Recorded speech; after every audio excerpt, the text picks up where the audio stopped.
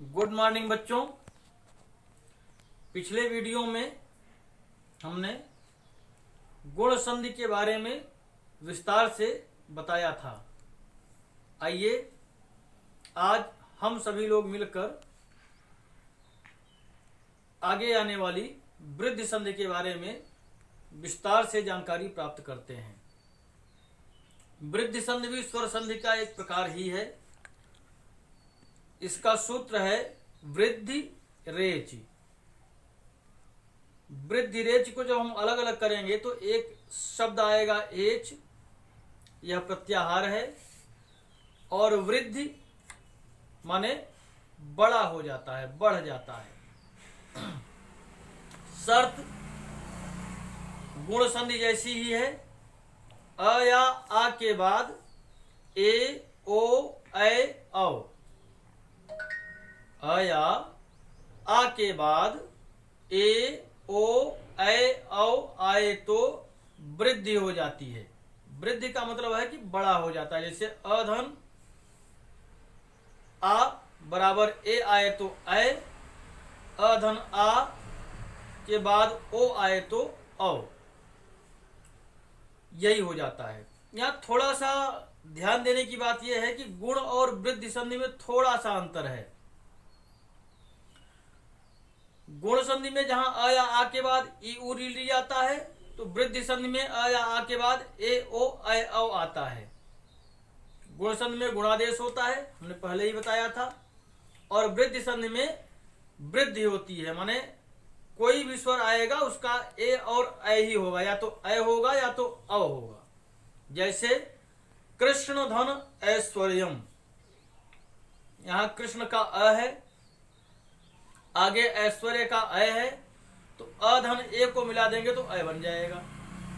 सदा धन एव, सदा में द में आ है, आगे क्या है एव का ए है, दोनों को मिला देंगे तो ऐ हो जाएगा, बन जाएगा सदैव।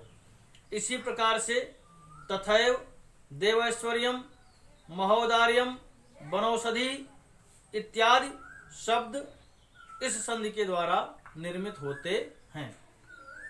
तो हमें पूरी आशा है कि इस वीडियो के व्याख्यान से आप लोगों को वृद्धि संधि अच्छी तरह से समझ में आ गई होगी।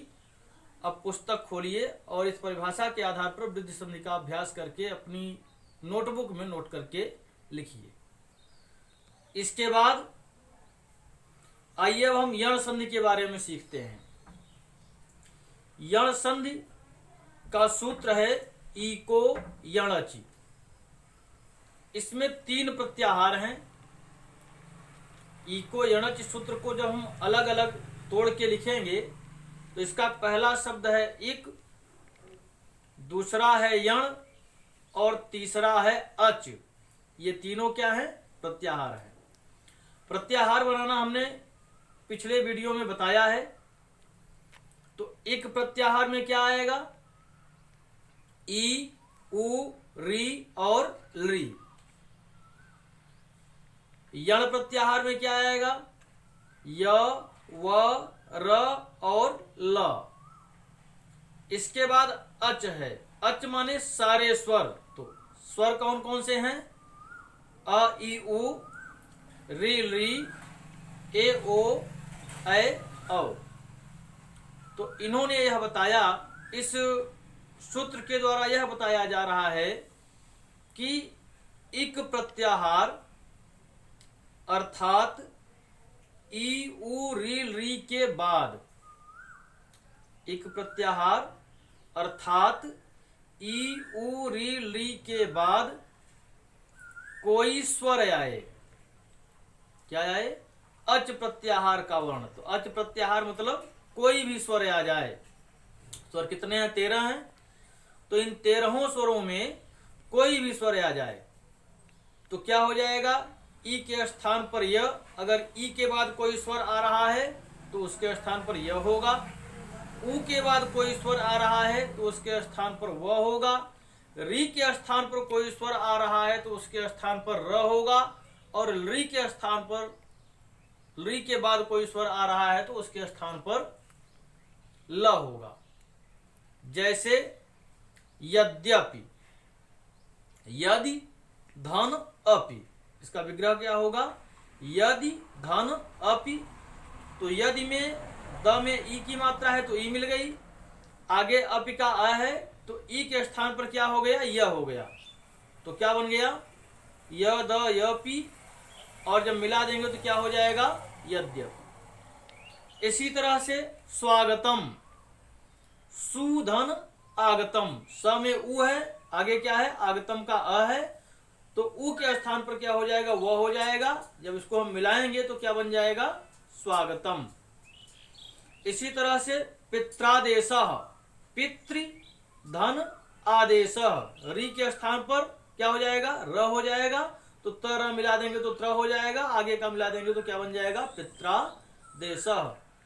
लाकृति, री धन आकृति, तो री स्वर है, इसके बाद क्या है, आकृति का अ है या आ है, तो री के स्थान पर ल हो जाएगा, और जब दोनों को मिला देंगे तो क्या बन जाएगा, लाकृति।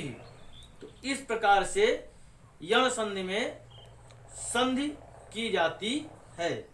तो इस वीडियो के आधार पर आप लोगों ने यण संधि को अच्छी तरह से समझ लिया होगा, और इसका भी अपनी पुस्तक के द्वारा अभ्यास करके अपनी नोटबुक में लिखिए और अच्छी तरह से याद करिए।